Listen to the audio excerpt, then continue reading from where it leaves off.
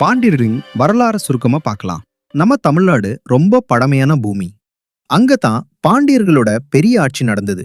மதுரை தான் அவங்களோட தலைநகரம். படிப்பு, நாகரிகம்னு எல்லாமே இங்கதான் செழிச்சது. அவங்க தமிழ் பாரம்பரியத்தை ரொம்ப மதிக்கிறவங்க.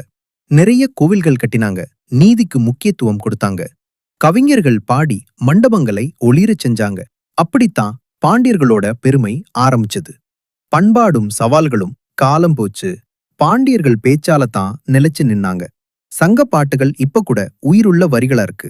உத்து வணிகம்னு வியாபாரம் நல்லா நடந்துச்சு. அவங்க பண்பாடு தான் அவங்களுக்கு பேரரசா இருந்தது.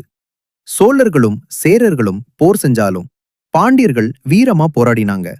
தோத்தவங்களுக்கு கூட மரியாதை கொடுத்தாங்க. மரியாதை தான் அவங்களோட பலம். இப்போ கூட அவங்களோட பேர் கோயில்கள்லயும் கவிதைகள்லயும் நம்ம மனசுக்குள்ளயும் இருக்கு. கதை எப்படி இருந்துச்சுன்னு கமெண்ட்ல சொல்லுங்க.